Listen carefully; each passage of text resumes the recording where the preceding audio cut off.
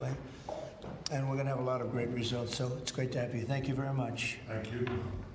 I want to express the appreciation and admiration not only of all Israelis, but of the Jewish people and many, many admirers around the world for your leadership of the free world, your leadership of a just cause, and the pursuit of peace and security which you are leading in many lands, but now especially in the Middle East. We have great opportunities. The President has an extraordinary team, and I think our teams together make an extraordinary combination to meet challenges and seize opportunities. But the President has already realized great opportunities. He forged the Abraham Accords. He's forging peace as we speak in one country and one region after the other. So I want to present to you, Mr. President, the letter I sent to the Nobel Prize Committee. It's nominating you for the Peace Prize, which is well deserved, and you should get it. Thank you very much. This I didn't know. Wow. Thank you very much. Thank you. Coming from you in particular, this is very meaningful. Thank you very much, Bibi. Thank you. Thank you for everything you're doing. Thank you. It's a great honor. Thank you very much, everybody. Appreciate it. Mr. President, have you spoken with any of the families of the victims of the Texas flood? And can you talk about what you would like to do when you travel there on Friday? Well, we're going to just make it as comfortable as possible for the state of Texas. They have a great governor. They have wonderful senators. They have wonderful representatives, and we're going to work together with them. And we have been working really very hard. This whole table has been working. That was a terrible event, terrible event. You saw that, Bibi, where Texas was just absolutely so badly hurt by something that was a big surprise late in the evening. So we'll be working with the governor and all of the people of Texas. Mr. President, We'll be going on Friday. Mr. President, there was a security incident in northern Gaza today, right around the time that the Prime Minister was meeting with Secretary of State, and this was the Woodcock. Does that, a number of IDF soldiers reportedly have been injured, possibly killed, does that in any way put a wrinkle in ceasefire negotiations with Hamas? I don't think so. They want it. They want to meet and they want to have that ceasefire. So I don't think so. Steve, could you respond to this? You know about it? Well, I think it's terribly unfortunate. Terribly unfortunate. We were just talking about it, how tragic it is, but we have an opportunity to finally get a peace deal, Mr. Prime Minister, as we discussed, and I'm hopeful for it very quickly. Mr. President, are the tariff letters that you sent today final offers, or are they negotiable? More or less final offer. So South Korea, Japan should take it or We're leave always it? subject to negotiate something that's fair, but we've talked to most of the countries, and pretty much they've had their way for many, many decades, as you know. And it was time that we just wanted fairness. This is not really equitable from our standpoint because it's just a small token by comparison to the damage that's been done over the years. But we had no other president that was willing to do this. I did it in my first term with China and others. We took in hundreds of billions of dollars of tariffs. No inflation, the most successful period of time that we've ever had financially in the country. The first term. I think this term is going to be much better, even much better than that. That was the best ever, and this is going to be, I think, substantially better. And we're on the way to doing that. We've already taken in over $100 billion worth of tariffs, and we haven't even started. And all I say to the other countries is, you know, some of them wanted to make a deal and want to be fair. Others perhaps got a little bit spoiled. They were a little bit spoiled because for 30, 40 years, 50 years, they were taking advantage of the country. So we're going to, I would say final, but if they call with a different offer and if I like it, we'll do it. And the August 1 deadline, I mean, is the August 1 deadline firm now? Is that it? I Or would could say you move it again? firm. No, I would say firm, but not 100% firm. If they call up and they say, would like to do something a different way, we're going to be open to that. But essentially, that's the way it is right now, yeah. Mr. President, is your Palestinian relocation plan still on the table? Is there a plan? Has there been any progress in finding countries Yeah, to accept? Bibi, why don't I let you answer that question? Mr. President, Wait a minute, wait, he's got to answer the question. I think President Trump had a brilliant vision. It's called free choice. You know, if people want to stay, they can stay. But if they want to leave, they should be able to leave. It shouldn't be a prison. It should be an open place and give people a free choice. We're working with the United States very closely about finding countries that will seek to realize what they always say, that they want to give the Palestinians a better future, and those who, and I think we're getting close to finding several countries, and I think this will give, again, the freedom to choose. Palestinians should have it, and I hope that we can secure it close by. And we've had great cooperation from surrounding Israel, surrounding countries, great cooperation from every single one of them. So something good will happen. Brian, did you have something? Mr. President, you've mentioned before you want to go down as your legacy as the peacemaker. Are we in the last chapter of closing out peace amongst this conflict now and all the other ones that you're working on?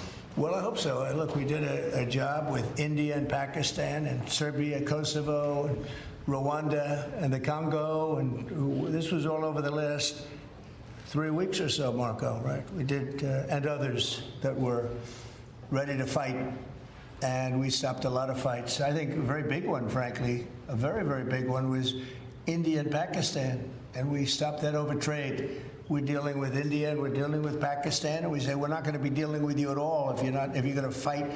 And they were maybe at a nuclear stage. They're both, nuclear powers. And I think stopping that was very important. We're trying to help out with a Biden-created monster, this whole thing that's happening with Russia and Ukraine. It's a horrible thing, and I'm not happy with President Putin at all.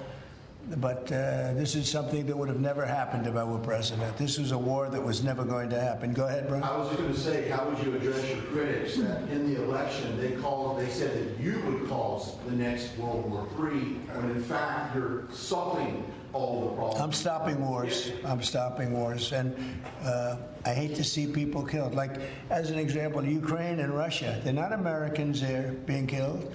They're not Israeli that are being killed. These are all Russians and all Ukrainians. But it's 5,000, maybe 7,000 last week, 7,500 last week, mostly soldiers. But people in towns and cities that are getting hit. But mostly death is mostly soldiers. Now, so they don't come from here, but it's 7,000 last week souls. And if I can stop that, they have parents and they have sisters and brothers and getting married and who knows, they're just people, but they're souls. And if I can stop a war, because I have an ability to do so, I'm disappointed, frankly, that President Putin hasn't stopped. I'm not happy about it either. Mr. President, on the Iran talks, can you say if you've scheduled the next round of Iran talks, and then also on strikes? We have scheduled Iran talks, and they want to talk. Yeah. They took a big drubbing, I think, when we hit the 3 sites, really. I would say the 3 sites, not just the one. The one was a big one, and it was deep in granite, and it was obliterated. It turned out the Atomic Energy Commission said it is obliterated. I would just want to take our hats off to those incredible flyers, the people that flew that big machine, and frankly, the mechanics and everybody else. I mean, they had zero. They flew for 37 hours with zero problem mechanically. I mean, when you think in carrying the biggest bombs ever, the biggest bombs that we've ever dropped on anybody, when you think non-nuclear, and we want to keep it non-nuclear, by the way. But they did a phenomenal job. It was an amazing job, and I think that was, I was talking to Bibi about it before, that was the very beginning of the end. It ended very quickly after that. I don't want to say what it reminded me of, but if you go back a long time ago, it reminded people of a certain other event, and is Harry Truman's picture is now in the lobby, in a nice location in the lobby where it should have been, but that stopped a lot of fighting. And this stopped a lot of fighting. When that happened, it was a whole different ballgame. On future Iran strikes, what might make you have the desire to do another strike on Iran? Another what? Another strike on Iran. I hope we're not going to have to do that. I can't imagine wanting to do that. I can't imagine them wanting to do it. They want to meet. They want to meet. They want to work something out. Can you say no, they're different. They're very different now than they were 2 weeks ago. Is there a date yet, sir, for the Iran talks, or a city? Do you know when and where the next round of Iran talks will be? Well, I can tell you, I'd rather not say, but you'll be reading about it tomorrow or seeing it tomorrow. Mr. President, what is the holdup currently in a ceasefire with Hamas? In which? In the ceasefire between Israel and Hamas, what's currently the holdup? I don't think there is a holdup. Well, I don't think there's a holdup. do you think that you're going to? I think things are going along very well. They just, left each other, and it was not a pleasant period of a few days. It was a little longer than a few days, but this was not a pleasant period of time. And we were at the end, 14 missiles were shot, and every single missile was shot out of the air. It was pretty amazing. That was sort of the end. And they told us they were coming and where they were and what time they were coming. And they said, if you'd like to have a different time, we'll do that. And that's respect when they do that. I appreciated that they did that. There was no surprise. We got the soldiers out of the base in Qatar, in this case. But they knew they were coming. 14 missiles were coming. 1 o'clock, they said, would you like to make it later? I said, no, let them come at 1 o'clock. And at 1 o'clock, everybody was, as you know, over 5,000 people left the base. And we had 3 gunners and 3 assistants. And out of the 14 that were shot, all 14 were knocked down. And that was the end. That was about it. And we had a rough time. But sometimes, sometimes you need the rough time in order to get. I think things are going to be really settled down a lot in the Middle East. And they respect us, and they respect Israel. They respect a lot of things that took place. Nobody's ever seen equipment like what we sent over to knock out those sites. But when those sites were knocked out, it essentially, that was the end. Do you think that there can be a two-state solution that creates an independent? I don't know. I'd ask Bibi that question. You have the greatest man in the world to answer that age-old question, two-state. Go ahead. You give him your honest answer. I think Palestinians should have all the powers to govern themselves, but none of the powers to threaten us. And that means that certain powers, like overall security, will always remain in our hands. Now, that is a fact. And no one in Israel will agree to anything else because we don't commit suicide. We want life, we cherish life for ourselves, for our neighbors. And I think we can work out a peace between us and the entire Middle East with President Trump's leadership. And by working together, I think we can establish a very, very broad peace that will include all our neighbors. Mr. President, a question on Iran. You asserted that there's complete and total destruction of their nuclear facilities. So what is the basis of the talks going forward? Is it to cap future nuclear activity? Is it ballistic missiles, terror support, economic-based opportunities? What are the... It's really a good question because if you remember when it was done, I sort of said, what's the purpose of talking? It's been knocked out and knocked out completely. But they've requested a meeting, and I'm going to go to a meeting, and if we can put something down on paper, that will be fine. That'll be good. I think they've gained a lot of respect for us. I think they've gained a lot of respect for Israel also. But they would like to meet, and we're going to have a meeting. Steve, when is that meeting going to be? Do you want to say? Rather, very quickly, in the next week or so. So we'll see what happens. I think it would be nice to memorialize it, put it down, but because of the incredible result of that attack, if you want to call it an attack, I didn't think it was necessary to have it in writing. I think we spoke. I mean, that speaks much louder than writing. But I can also understand why they'd want it. And they've been very nice. They've been very respectful. And it began by them telling us about 14.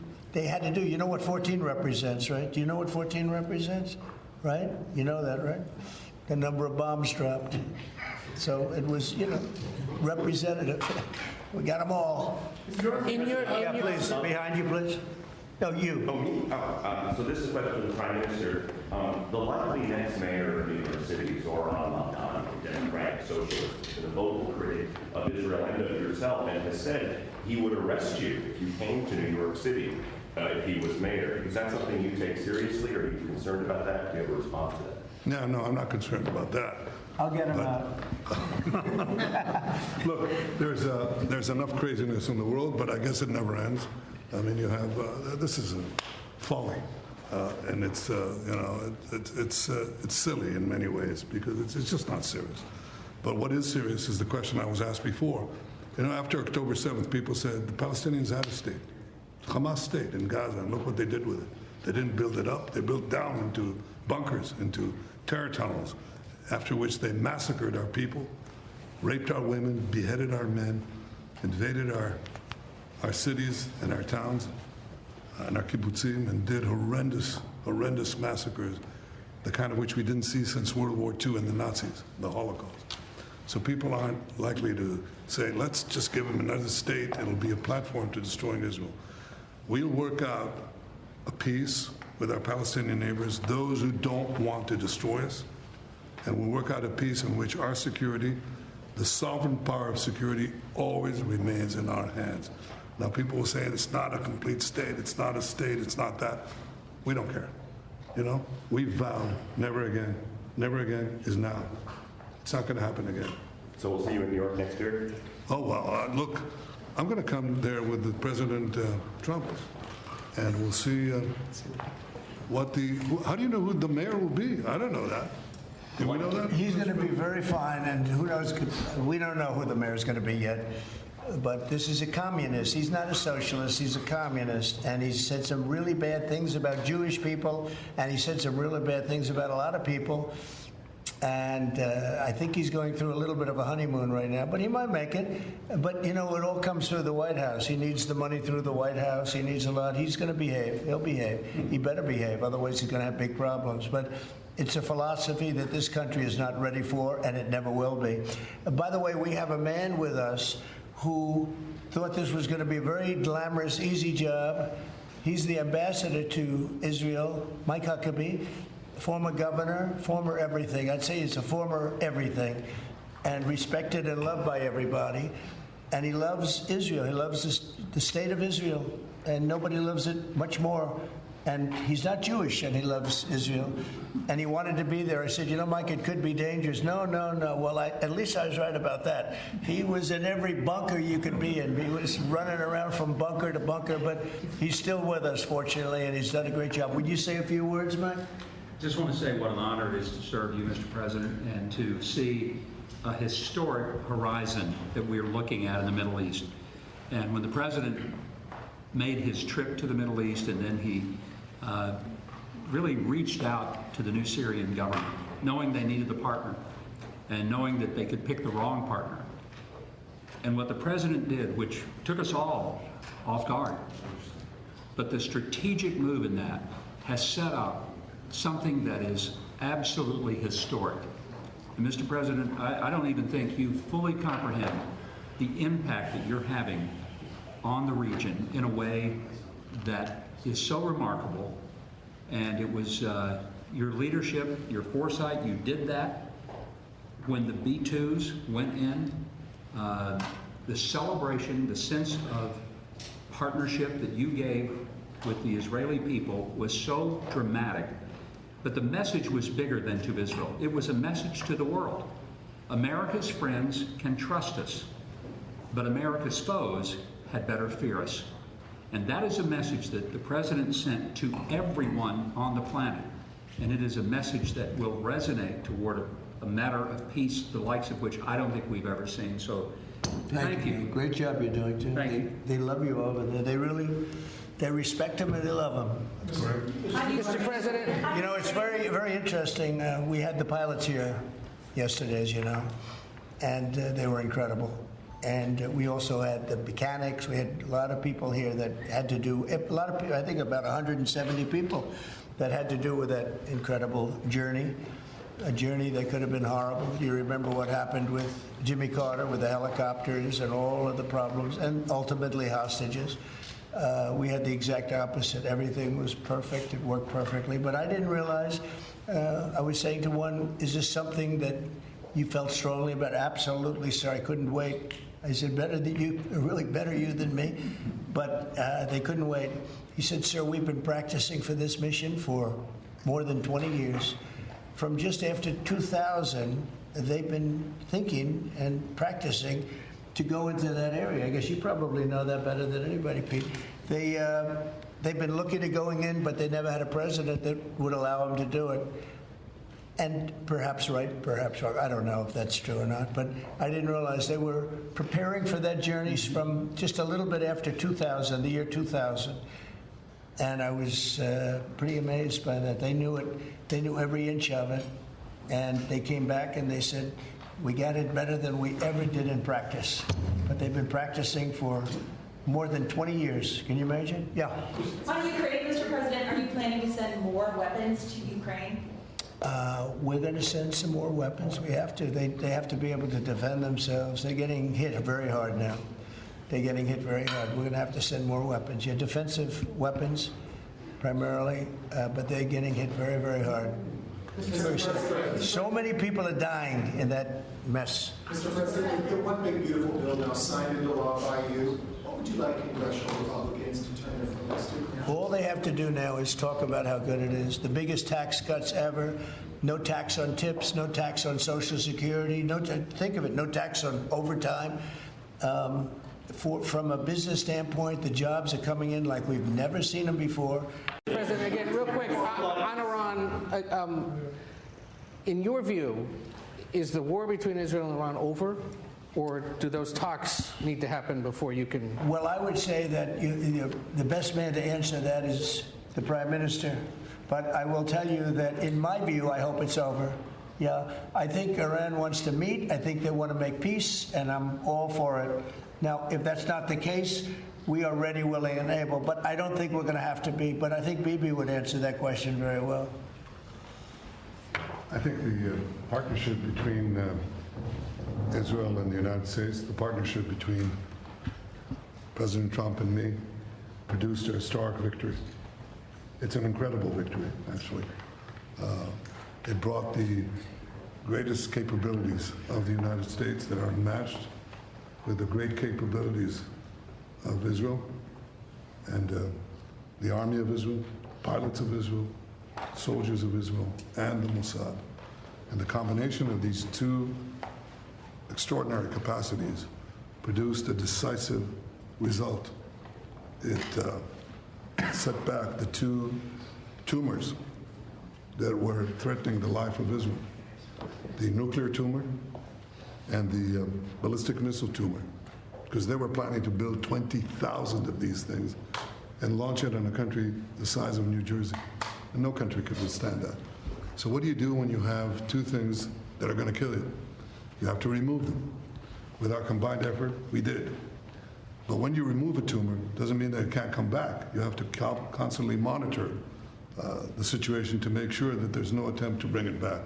So we've had a great achievement, and I think part of the effort of consolidating this and ensuring that we don't have to repeat this is to monitor this carefully.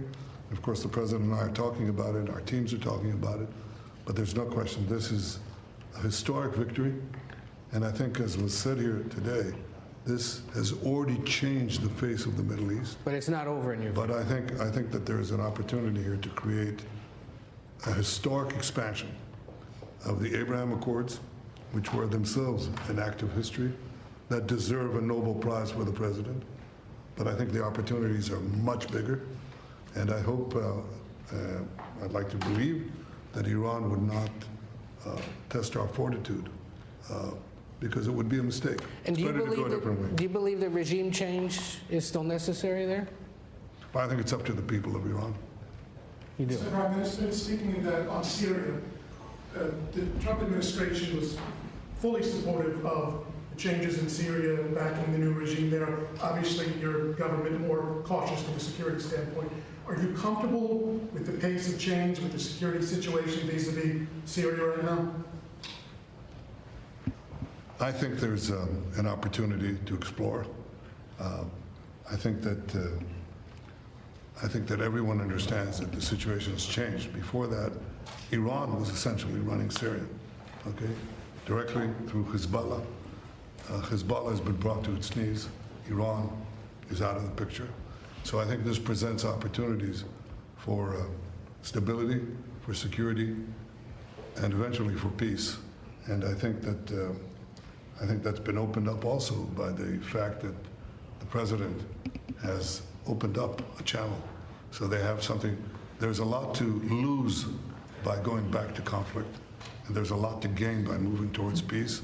And I think that opportunity has been opened by the president and by the changed security situation which we brought about with the collapse of the Assad regime. Are there direct talks with the Al-Shabaab government? Now, let's suppose there were. Would I answer yes? No, right? That's my duty to ask. Right? It's your duty to ask, and my duty to ask you back. So, You know, at the request of a lot of countries in the surrounding area of the Middle East, including Bibi, we took the sanctions off Syria, and I met the new leader. I was very impressed by him. Somebody said, well, he comes from a very tough background. I said, well, you know, I'm not that surprised. It's a tough part of the world. But I was very impressed by him. But we took the sanctions off because we want to give them a chance. They would never have had a chance without the sanctions. And one of the things we have with Iran is, you know, we have they call biting, they are very biting sanctions. And I would love to be able to, at the right time, take those sanctions off, give them a chance at rebuilding, because I'd like to see Iran build itself back up in a peaceful manner and not going around saying death to America, death to the USA, death to Israel, as they were doing. You know, they were the bully of the Middle East, and now they're not the bully anymore. But they were saying terrible things, and would like to see them. They have such potential. You know, they have the oil power, and they have great people, smart people, energetic people, amazing. And I know so many Iranians from New York. I have a lot of friends, and they're great people. So it's a shame when you see a thing like this happen. But I think that taking the sanctions off of Syria is going to give Syria a great shot at making it. Mr. President, I'm going to follow up on a congressional question. Are there any executive orders that you'd like to see Congress focus on when they come back in session? Do you have any that you prioritize to go first? Well, we've done a lot of them in the last, as you know, and I always say the great, big, beautiful bill. I add the word great. But it was the largest bill of its kind ever passed. We were talking about it before. It was beauty. But, you know, a lot of the things that we did, executive orders, have been codified in the legislation that we just had passed. And we're going to be sending in a lot more over the next period of about 2 months separately. But a lot of it was part of that beautiful big bill. Very much. Thank you. Thank you.